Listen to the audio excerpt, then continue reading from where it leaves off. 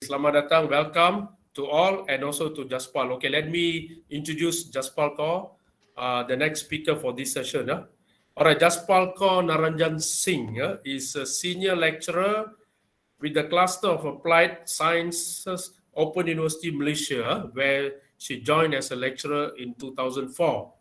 She has 26 years of experience in the education sector, as she started working at Information College, which was famous one time in Malaysia, okay, Information College, as a lecturer since 1995.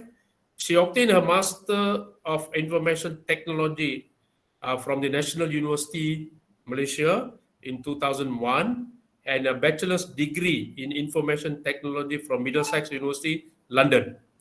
She is currently pursuing her PhD on the topic indexing contextual documents on desktops at Open University Malaysia, expected to be completed by 2022. Hopefully next year she will graduate and get a PhD with the title doctorate.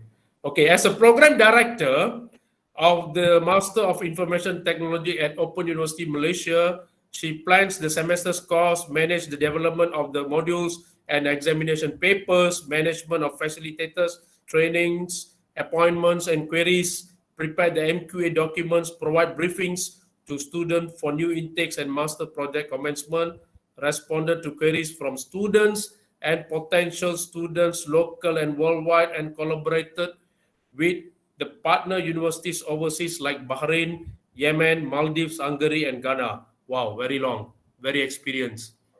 All right, let me continue. Her main research interests include information retrieval and database systems. She's currently working on indexing and retrieving PDFs from personalized digital libraries. She won the Best Presenter Award at the International Conference on Social Science in 2019 for the research on facilitating programming comprehension for adult learners with problem-solving skills, approach a preliminary investigation. She's also a paper reviewer for International Journal of Computer and Electrical Engineering, Transaction of Sensor Networks journals, as well as an editorial board member for the ASEAN Journal of Open and Distance Learning. She's also a member of the International Association of Computer Science and Information Technology, IACSIT. I hope that's all her profile. One page long. Never mind, it's okay. It's very good to show our audience that our speakers are all far excellent. Okay, it's her topic for today will be factors limiting online learning during pandemic, a Malaysian experience. Correct, right, Jaspal? Correct, your topic. I've changed it. Okay, it's over to you, Jaspal. You can proceed. Thank you so much, Dr. Ganison. I'm so happy and glad to meet you as my husband's Yeah, classmate. I forgot to tell. Today is a husband-wife session. Oh, yeah. Okay. So let me do my presentation. All right, can. So good evening, everyone. Dr. Ganison, thank you for that lengthy introduction to me. And I am glad and happy to have this opportunity to present to a very wide scope of people who are interested to hear my presentation. So I will start with the title page, which I have changed here. I'm going to talk about online learning perspective from OUM, which I think is more apt with this audience because, like I said, the audience is quite wide, and I wasn't sure how my research or my topic will resonate with this group. So let me go to the next one. So introduction, basically, my name is Jaspal Kaur Naranjan Singh. That's my dad's name. I am working with the Open University Malaysia, the Cluster of Applied Sciences, since 2004. My role has been with the as a program director of the Master of Information Technology since 2005. And what I've been doing with Open University Malaysia as a senior lecturer now is to teach courses. I teach normally is programming courses, and which I love to do. I was a programmer for the first year when I started working, and I could have been in that line, but I think I can teach more, and I would like my students to learn programming from me. So that's all about me. To continue, these are some slides that I have on my university. This is Open University Malaysia, and it's the first private open university, and it's owned by a consortium of Malaysia's 11 public universities. Now, ours is a private university, yeah? So however, it's owned by public universities. So it's a bit of a, how do we work and what do we do? So we're very much belonging to both worlds, where we get the perks of being private, but we also get a lot of, grants that are public, public university. Yeah, so that's how we do some work within our university. We have 35 learning centers in each of the states in Malaysia. And I think earlier when you saw the map of Malaysia, we have 13 states and the federal territory, so that's 14. In all those states, we have 35 learning centers, and the buildings, as you can see, the one on the right, on the top right, is our main campus, and it is situated in Kelana Jaya. The one at the bottom where you can see a lot of our graduates, there's 4 of them. That was where our previous building was in KL, so we moved out of KL. And we also have many other places that, if you visit and you see Open University Malaysia is there, then you know you're in the right place. Okay, we also have 54 programs. They're all accredited by MQA, and one of the programs is mine, which is Master of Information Technology. We also have 85,000 graduates already from our university since the year 2002. And we also have 180,000 learners. So that's a big deal within Malaysia, because a lot of our learners are part-time, and actually most of the learners are part-time basis. They work full-time, and what we do is we have our classes, and all our teaching and learning happens on the weekend or even at night, like now, So I have asked my colleague to join, and she said she's having a class at this moment. So that's what we have at Open University Malaysia. Now I'd like to just talk about open universities that we have in Malaysia other than OUM. Locally, there's 2 more, and they came in after us, which is Asia E-University, and as well as Wawasan Open University. So that's the 2 photographs that we have on the top of AEU and Wawasan. And they do something similar to what we're doing, offering courses online and on to part-time students. The other universities that I've been to and I've worked with is the Indira Gandhi Open University. I went there in 2006 for a AAOU conference, and it was quite new at that time, and quite enjoyed looking into what they are offering their students. For example, the books were written on recycled paper.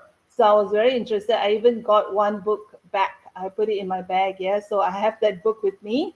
It's on C programming, and it's lightweight paper and quite easy for students to obtain. So it is quite a good thing that they're doing. Other than that, we also get a lot of our materials from Open University Hong Kong, because they have writers who write modules. And at the time that we wanted to implement the Master of Information Technology, we took some of their materials, and of course, we have to pay them. And we are using some, but we have moved on from that already, because, as you know, information technology evolves very fast. Within 2 years, some of the information is outdated. So yeah, we did work with OUHK.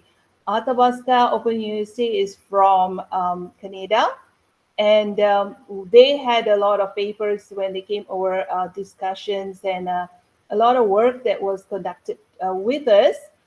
Other than these 3 universities, even universities in South Africa, Open University, there's many others around the world. So it's quite interesting, because we feel that we belong to a larger group. Not only in Malaysia, it's larger because we do our work similar. The first one, I think you would have started from UK, so OU UK, right? And the way that we conduct our classes, our programs are very, very similar. So we like to find out what's happening over there. Next would be, this is something I think was quite important to share with the audience today, because a lot of times people would say that online learning is exactly the same as distance learning, whereby it is not. So that is why I put in this slide. There are actually 3 major differences between online and distance learning. And that is why I emphasize that OUM is doing the online learning. So the first thing is location, next is interaction, and the third is intention. So basically, for the first one, location, the online learning happens with students in a different place. The location is somewhere different, but they can also be within the same building, using a digital. We're going to use a computer to have the digital lessons and do the assessments or assignments through computers. So it's online, but they could physically be there in the same building. However, for a distance learning, students would work on their own at home. So while we are saying that distance learning and online learning is the same, it's not. With the pandemic here, a lot of students were doing their work through a distance. So they don't go to school, but they had to do whatever they were doing in school, they had to do it on their own at home. So that's not what online learning means, yeah? Other than that is the way that we interact with each other. So basically, for online learning, it will involve in-person interaction between the student and the teachers or the tutors on a regular basis. So because online learning uses a blended learning technique, which I will show you in a short while. And we do have a different teaching strategies, not just one type of learning, yeah, using books or ebooks. So distance learning usually happens when there is no interaction in person at all between the teacher and the students. However, the students will use the digital means on their own, either through messaging apps, video calls, discussion boards, and school learning management system, but their tutors are not there for them. Okay, so that happens for distance learning. Next would be in terms of intention. So the final difference is between the online and distance learning is the intention of how you provide your teaching strategy. So for the online learning, it is designed to be used with a combination, variety of different ways, the variety of teaching methods. And it is something that you would supplement the students' learning which happens within your school, within your university, or how we do it within our confines of a building, which we have 35 different buildings that a student can go to. However, for a distance learning, the method of delivering instruction is only online, and there's no variation. It's just how it is. Either the student gets an ebook, or they get some material online and they study it on their own. So that is the big difference. There are three major differences between online learning and distance learning. So it is not the same, right? Next would be on the challenges. Now, earlier when I wanted to present to this audience, I did want to talk about the challenges of online learning. However, I thought that it's about too narrow a field to be a discussion here. Maybe this because my first time that I'm presenting to this audience. So I thought I would go a bit wider, but I did retain these factors, that it is to have a challenge of online learning. So let me go to the next slide. There are many challenges. The technological challenge would be the first one, which is how the students perceive to use or to access the learning materials, to access the assessments. So basically, there will be two main things that the learners will be interested in, is to learn and then to be assessed. So technological would mean how the students would be able to use the system effectively to do their work, to do their discussions with their e-tutors, and also to access the learning materials together with the assessments. Excuse me. The next item would be is administrative issues. Now, usually a lot of the challenges do not include this, but I think it was something very apt to be included here, because a lot of students do tell us that they could not get into the system because of their passwords. That's a admin issue.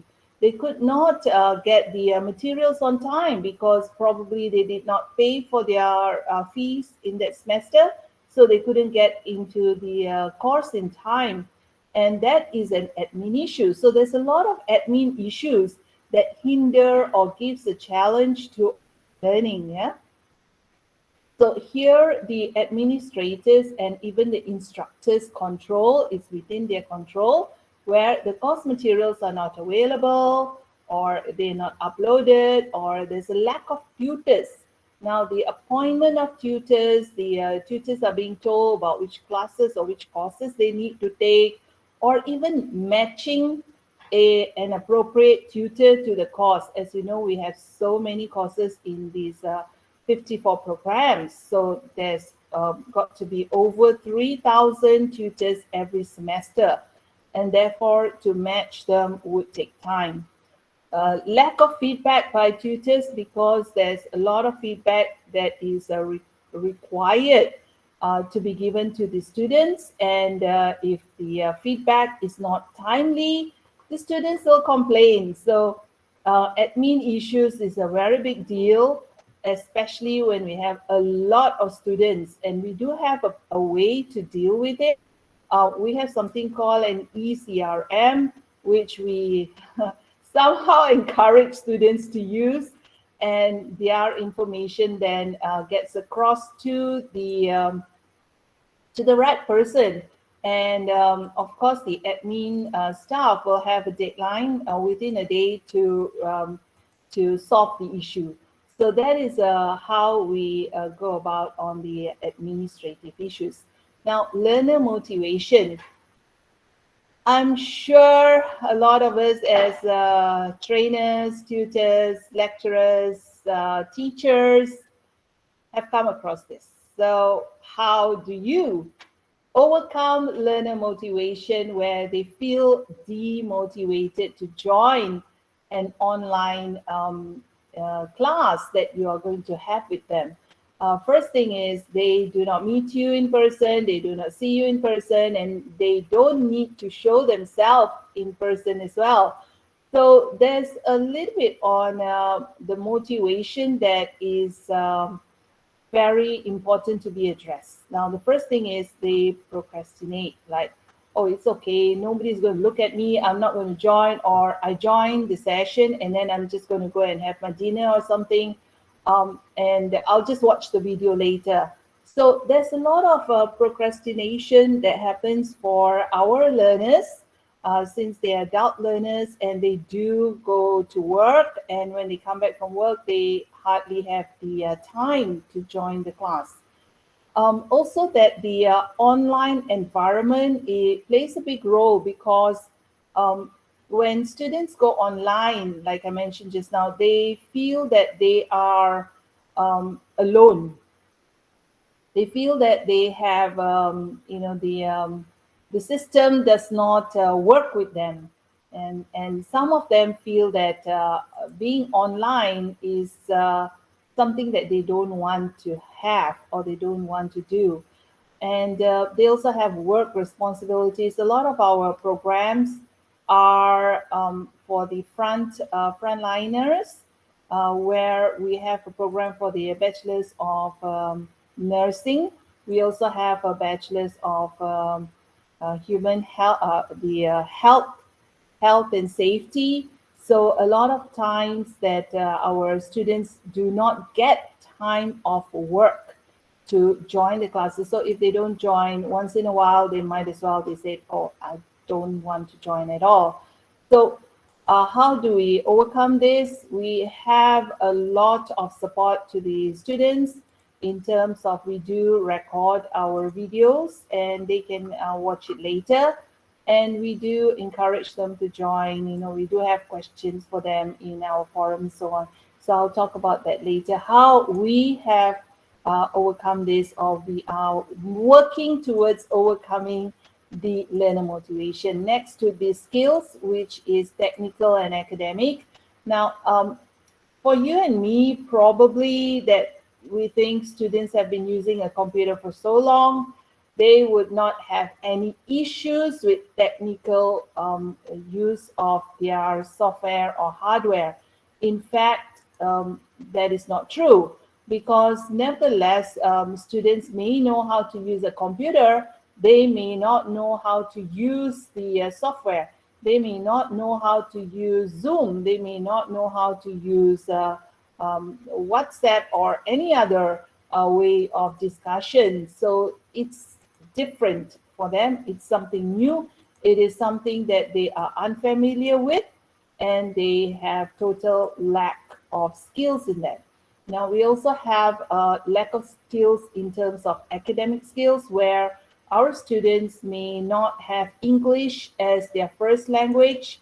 So they feel that if they want to discuss online, people will read what they have written, and they might as well not ask questions. So in terms of reading, writing, communication is a big hindrance to online learning. And there should be ways to address it as well.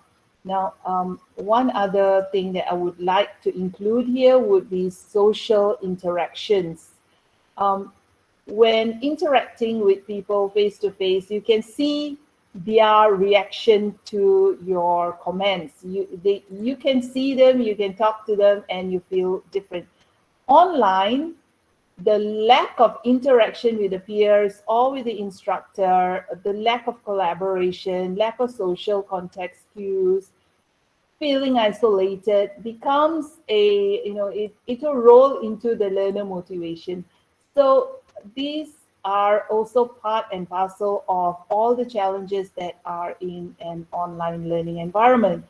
I would not say that this list is exhaustive. There are so many more challenges.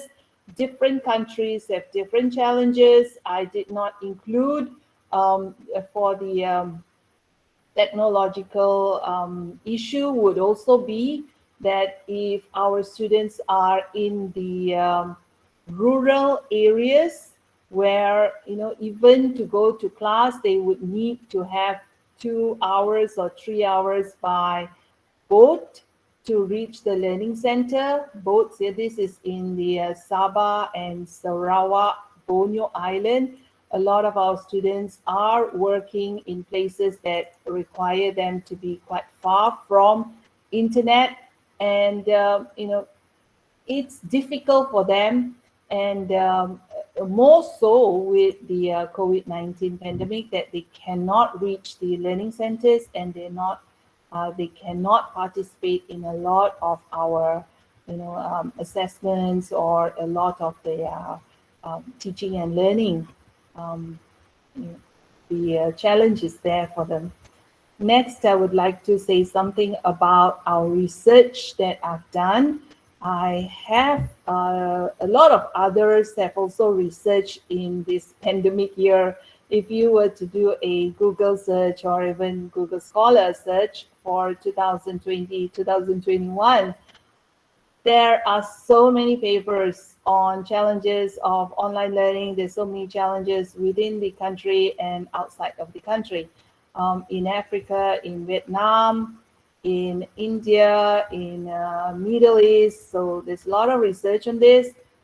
Myself, I've done research with my colleagues, with my boss, and this is a paper written by us this year. Performance levels and perspective of graduate learners on fully online learning during the COVID-19 pandemic. And this was the OUM experience. Now, we have presented that paper in the ICE conference 2021. And what we did was we had our graduate learners. There are, I think, about 500 of them within my cluster only. We didn't go for the entire university. So within the cluster of applied sciences, we had out of 500 plus, we had a good turnout, 143 respondents. And what we did is we looked at the categories in the technical acceptance model. And in that categories, we looked at what was matched within our university's teaching and learning environment, such as for computer self-efficacy, we looked at our learning management system, LMS. The perceived ease of use, we looked at our course content. Perceived usefulness, we looked at the fully online courses. Perceived personal competence, we looked at the e-tutorials that were held during the pandemic times. And organizational commitment, we looked at the online e-tutors, student support services. Readiness for change, we looked at the current state of readiness. So there's a lot of things. Now, I would like to state here that Open University Malaysia, our programs are blended learning. I will show it to you in a short while. But we are also fully online for certain programs, especially the Master of IT, MBA, and others. We have our programs fully online. So we were already in this, pre-pandemic, we were already ready for our students to learn fully online. So going through this model and going through what we already have at OUM, I think it's a good practice to continue during these times. And it is something that other universities hoped, and they also tried to immediately go for it, but we were already there. So basically, this is the data that we found.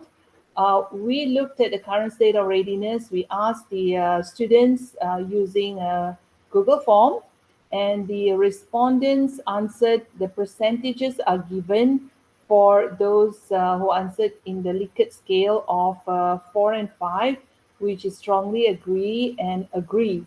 So they were already good at managing their time. They were already willing to use the online tools, which is in our university, it's called MyInspire.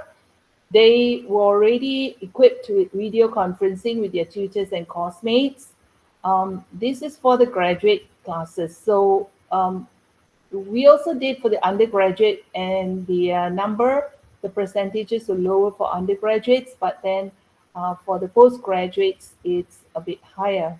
And it's expected because postgraduate students already have their, they're working in a stable job, and they have time to go online and study.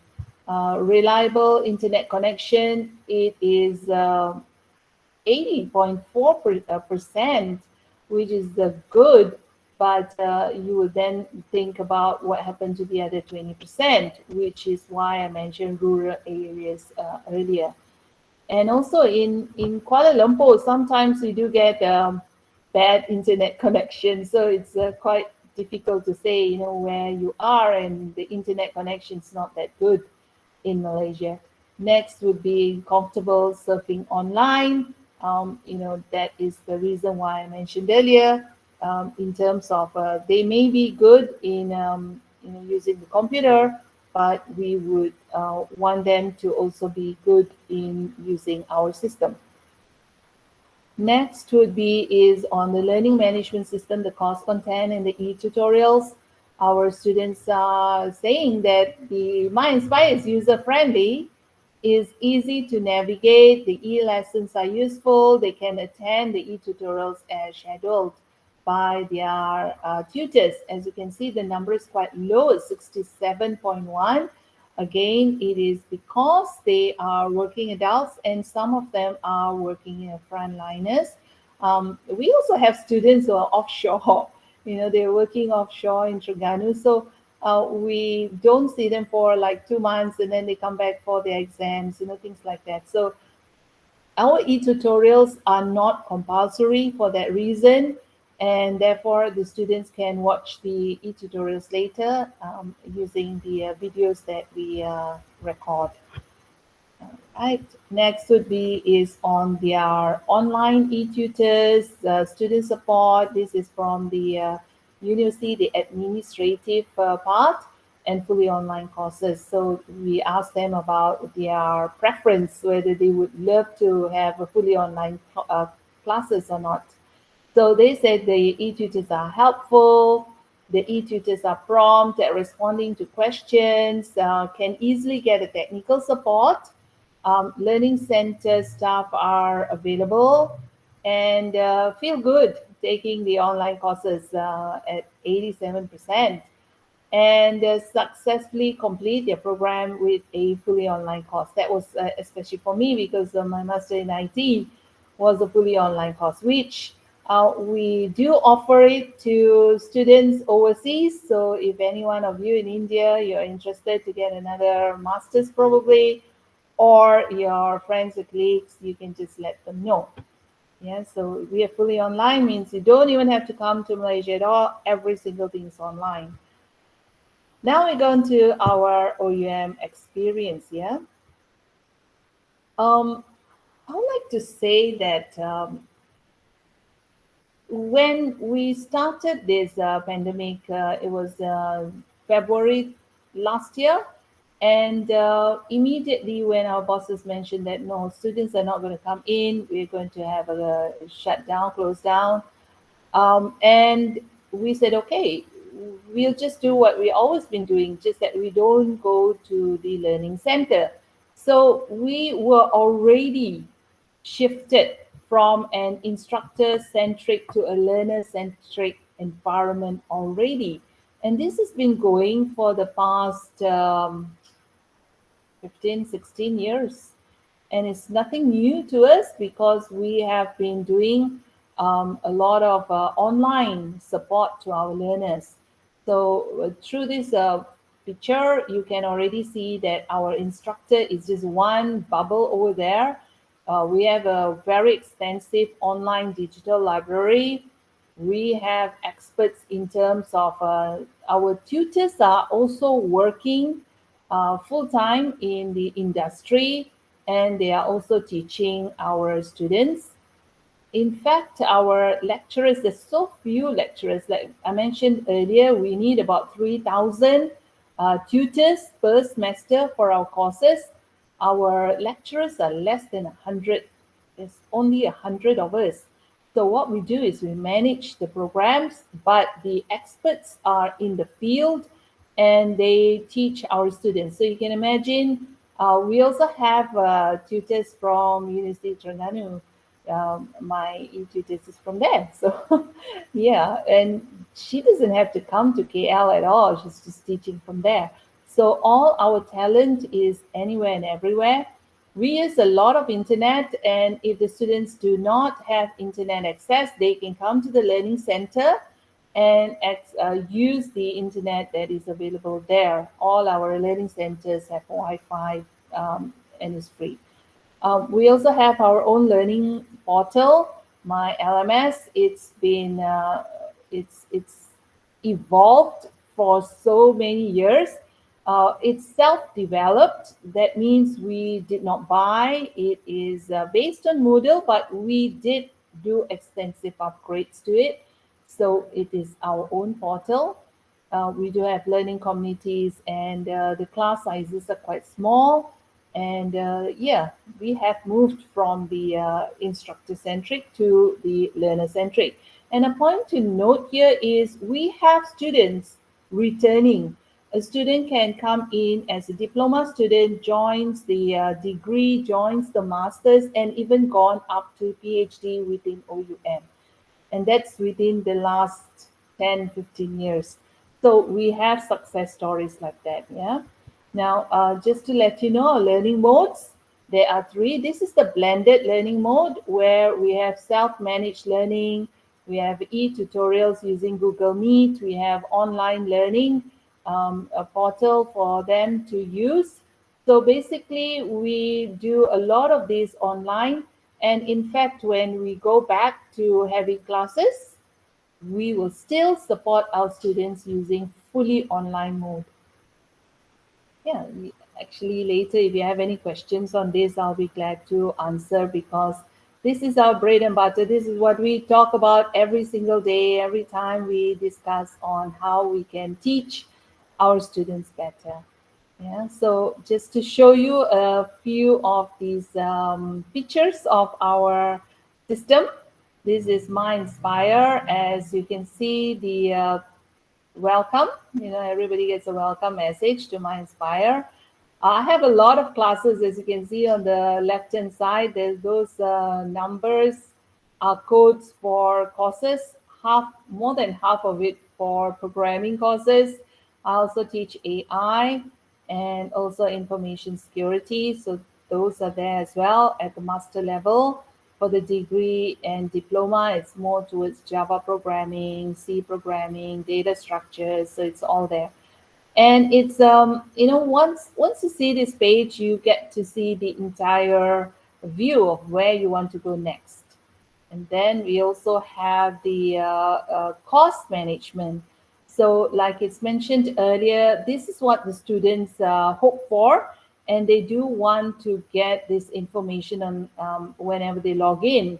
So for the cost management, we have the assignment, we have forum, video lectures, quizzes, e-lessons, and e-tutorial schedules, the course learning outcomes, as well as the course leader-tutor interaction. As I mentioned, we do not meet our tutors. Our tutors could be anywhere in Malaysia.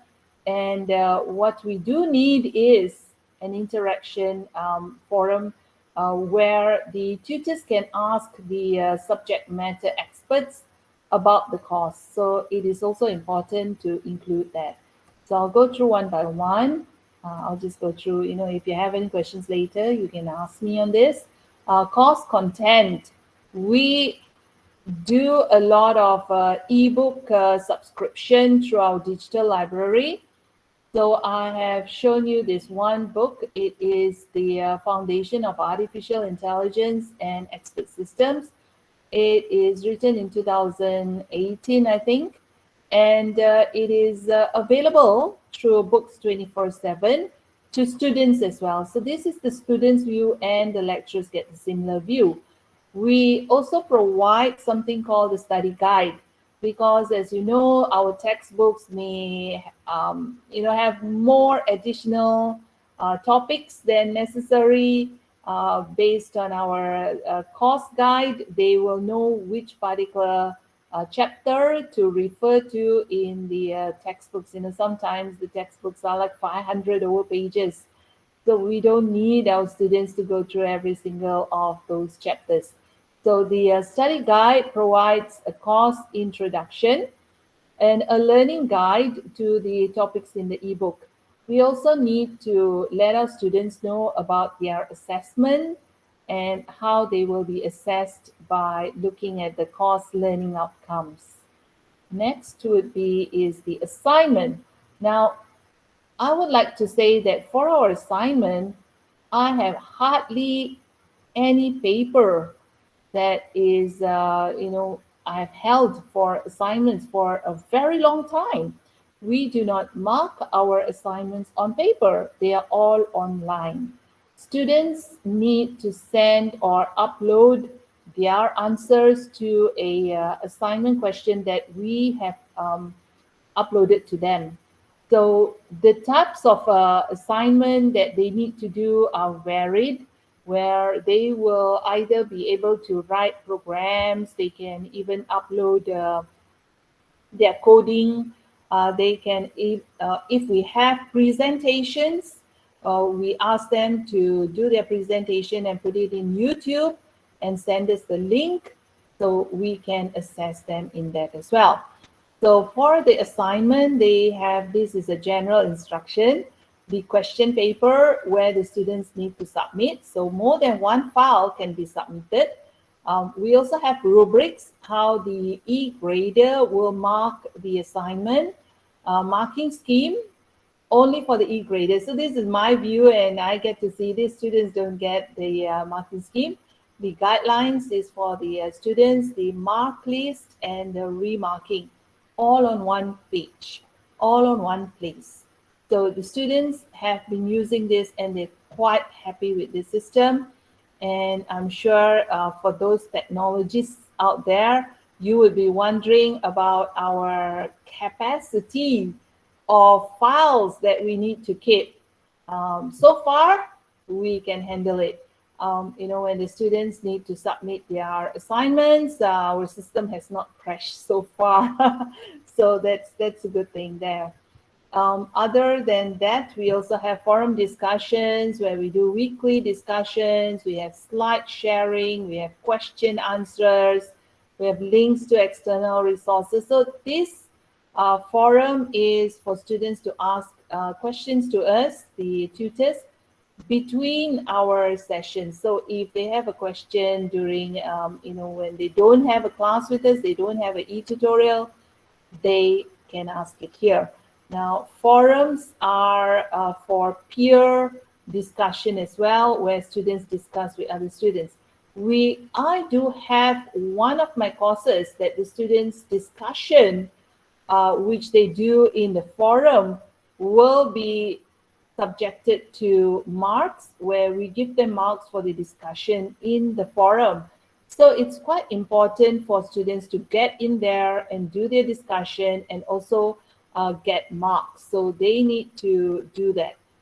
Other than that, students can also post their questions and discussions, whatever they want to share with their peers. So it's a lot of lively discussion that happens. Sometimes I don't go in one day and I see a lot of things are happening in there, and it's quite interesting because all that I mentioned earlier about students' lack of interest or lack of motivation, you just need the right kind of motivation to them to sell this idea to them, to say, look here, this is for you, your learning. You are going to be the driver for your own learning. And we give you the means, we give you the place, you need to do this. So also at a master level, the students are a bit matured. They do not have too much lack of motivation. So that may be one of the reasons why. Next would be on the video lectures. We do provide video lectures, which are main concepts, and it's about 5 minutes each. The videos are created within OUM, but some of the videos we do take it from the MOOC and OOC or even OER videos, and we share that with the students. And this is within our MyInspire, so they don't need to go to YouTube to be able to access this. They can access it from here itself within our system. Next is about e-lessons. Now, this is something, what I mentioned earlier about other universities not being ready for the online version. We have been doing this already for a longest time, where we create e-lessons which are for the students to do on their own, and it corresponds to the 10 topics in the e-book or the module.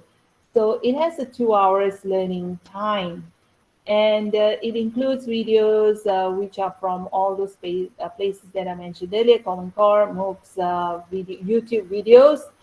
A lot of YouTube videos on programming is in Hindi or in Indian language, and sometimes I have to really listen to it, whether they're speaking in English or in Hindi. I understand it, but some of my students don't. So I have to really look through, and it's quite good quality that you can get online, and it is, it is free to be shared, among tutors and lecturers. So those are free, and questions are to be answered in the forum and quizzes. They're all there. And e-tutorial schedule. Now I have done, I think, 4 classes already. My next class is on Saturday. So this is the place where the students can look at the videos. They can download from the link that's given, and they can also go to the Google Meet link from here. So it's a one-stop center for them to have the e-tutorial schedule, and we upload all the dates for them earlier so that they can manage their time better. Yeah, so this is something that we have been doing, and it's not something that we started just because of the pandemic. It has been there for some time already. However, for the e-tutorials, like I mentioned, some of the programs, they do also have a fully on, they also have face-to-face classes. So now that they also had to do the fully online, however, this is not something new to my university. I would like to, leave you with some quote. Online learning is not the next big thing, but it is now. It's here, it's now, and we are experiencing it. So with that, I would like to say thank you so much to listen to my, I think it's a short version of what I would like to say. Thank you. That's my email address if you want to get in touch with me. Okay, thank you, Jaspal. Risha, hand over to you first. Yes, sir. Thank you, sir. So anybody who wants to ask questions may please proceed. Any Yes, question? madam. Yeah, Samanai. Madam, sir, good, sir, again I'll ask you, madam, really happy for this your presentation about for this distance education and online education. For the totally you explain about for this your side for the Malaysia, according to Andhra Pradesh. Andhra Pradesh for the state universities in the distance education is a very different syllabus and different online courses. But really happy for that for the providing duration course and fee structures does not mention. That is for my question, madam. According to furthers, if any further studies about for the English language point of view, for this online teaching online courses point of view, fee structure and courses that's not explained. That is the my view, madam. Thank For you the much. Yeah. Yeah, I do agree that certain courses you do need them to be distance learning, which the students would not feel difficult because they're not technical, like you mentioned, languages. However, what we have at OUM is on online learning. we vary our teaching and learning strategy with our students, and we give them a overall view on their learning. Okay, Jaspal, thank you very much for the slot. Actually, OUM, as we know in Malaysia, that's the pioneer for what online learning. The first university for online learning in Malaysia, as I know, because I was very much involved in OUM as a part-time tutor in Ipoh Learning Center. So in and out, they were there before the pandemic on this structure of online learning, e-tutorial, MyLMS, Inspire, student tutorial, and so on. It was fantastic because it's not, as you were mentioning just now, it's not because of the pandemic. It was there before that. So they already started it. So when this pandemic happened, for OUM, it's just simple as that. Like for me, in the government college, institute teacher education, and other institution as well, maybe it's something new. When we have this pandemic, we started to do this teaching and learning through online and so on, especially in school. I think Jagdeep would agree, how the students have to go into the class online, and a lot of problem, as you are mentioning just now, challenging. There's, around six aspects, right? Technological, administrative issues, learner motivation, skills, social interaction, and especially the online internet connection, especially students in the rural area, like in Sabah and Sarawak. Because I was in Sarawak for 10 years, I know how the situation there with lack of facilities. Anyway, is there students from India at OUM now? OUM, Malaysia? Students from India, either postgraduate or undergraduate? I did have one. I have a student. Her name was Venkata, I think. In the early years in 2007, she did a PhD already. She's in India. She's done a PhD. I always see her pictures on the Facebook. Yeah, I think it's a good place for Indian students. Actually, we can promote OUM here as well because we already connect to India through this virtual program. So maybe students from India who are interested to study in OUM, you are very much welcome because I was involved and I can guarantee the degree, the master's degree and PhD degree in OUM is very high standard, especially EDD, Doctor of Education. I know the standard is very high, like in the public university in Malaysia. So they are already maintaining the standard because it is from the consortium of public universities, although it's a private university. Of course, challenges are there, and we never expected this pandemic to happen. So now it already happened. It's going to end, but now this is the system we're going to apply in the future with online learning plus face-to-face learning. Okay, and this conference itself, since last year, when I was involved with Dr. Frank, president of Lavender Literary Club, since last year we were doing this program on and off almost every month.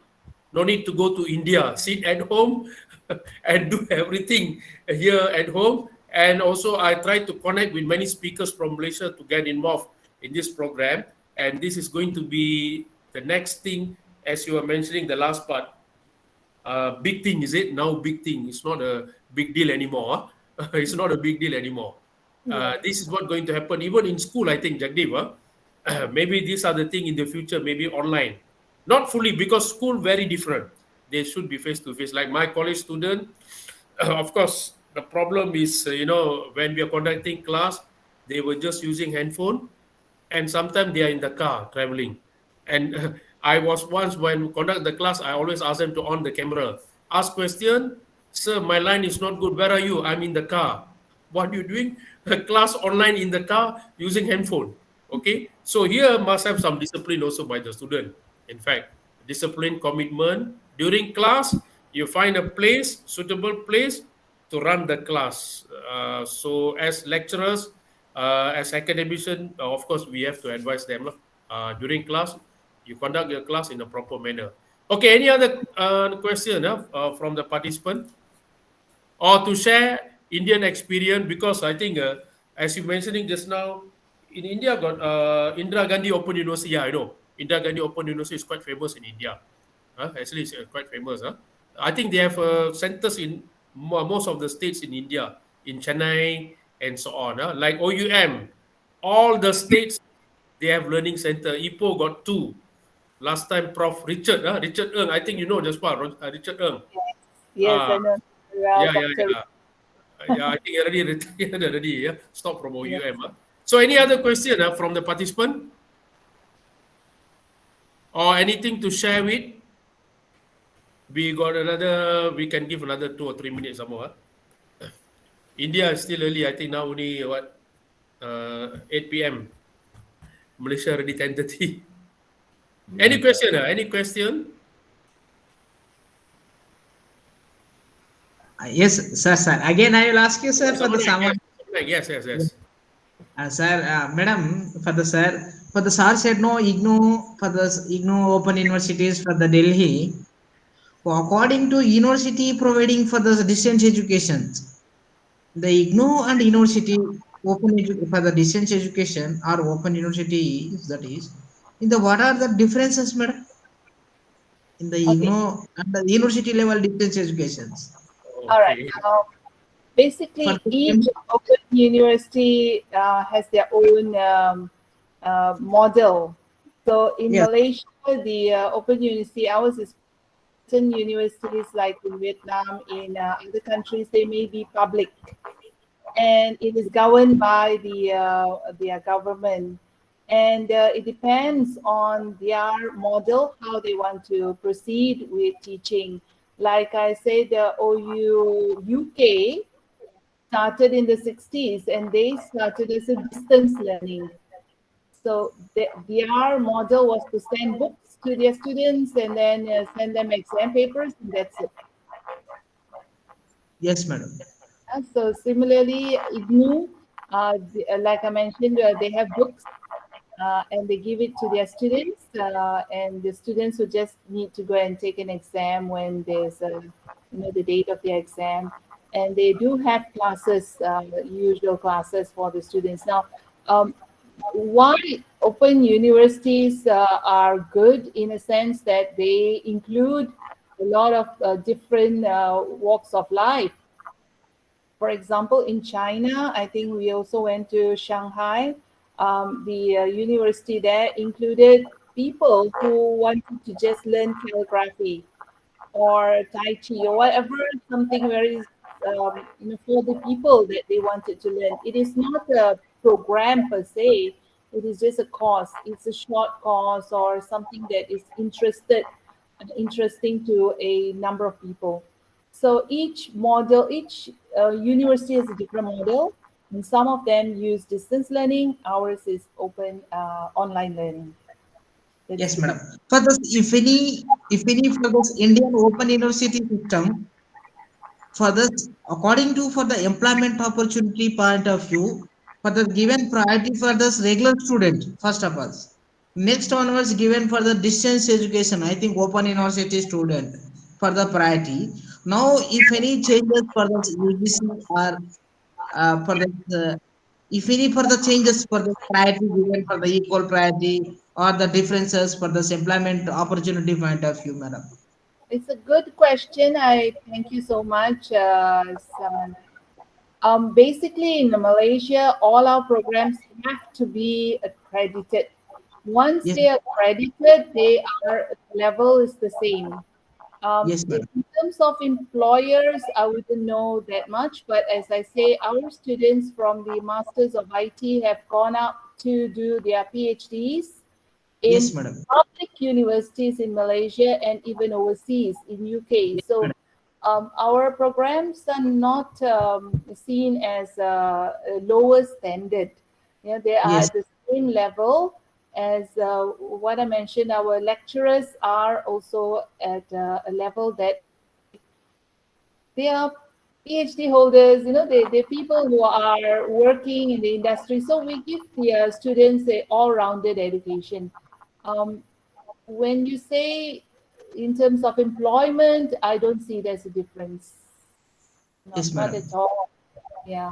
So For the for the official notification for the UPSC or for the APPSC or DPSC for the Andhra Pradesh Public Service Commission or Telangana Public Service Commission or Union Public Service Commission in the local group 1, group 2, group 4 and the others for the notification FCI or etc. state and central government notifications.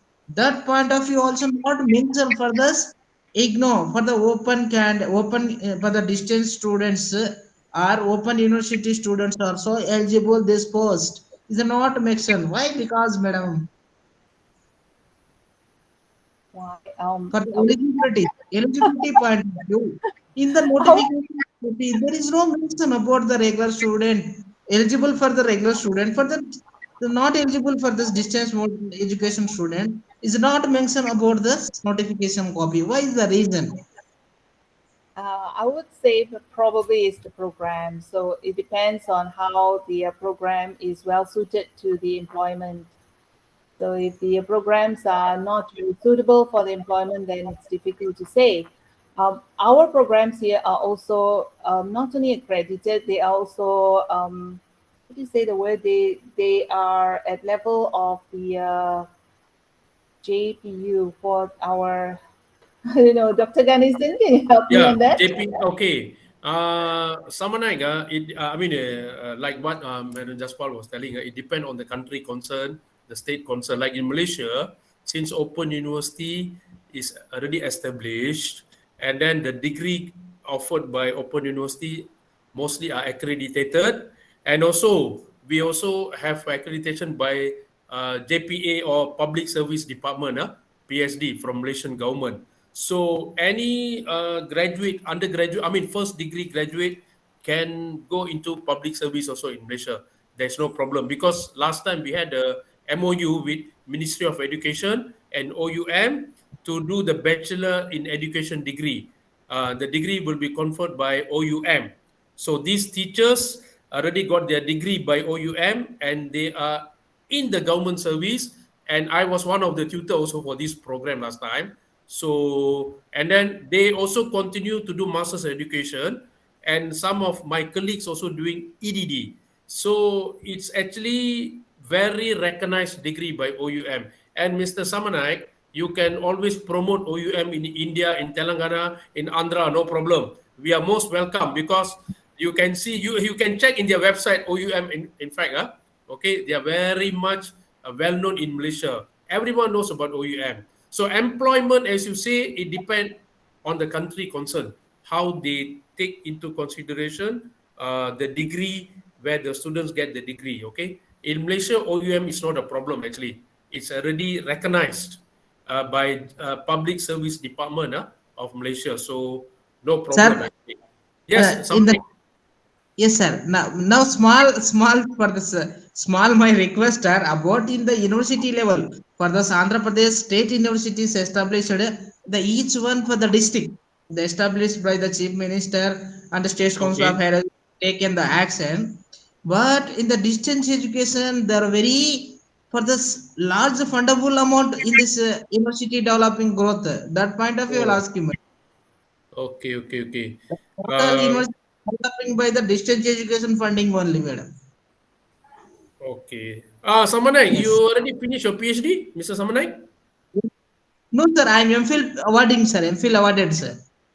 I'm waiting for the MPhil, PhD point of view MPhil. for the notification will be released in the APR said So you Andhra can Pradesh always Research go Common to Entrance OUM Test or for the Open University 2021. Malaysia. I applied. Okay, Yes, sir. Yes, sir. Yes, sir. okay. Yes, sir. Because in the All next, right, I think no November month they problem. have exam. Okay, any other question by the Later selected participant? onwards for the Oh, okay. Yes, I think there's one. Okay. Mr. Nadarajan. Any other question? Any other question? Is it? Hi. There's one, is it? Nadarajan, I think just now you forgot to, I think, push the hand. That's why it was still there. Nada, I think since just now you are your slot. He raised his hand. Okay. Any other Thank you question? so much, Ganison. Thank you, everyone.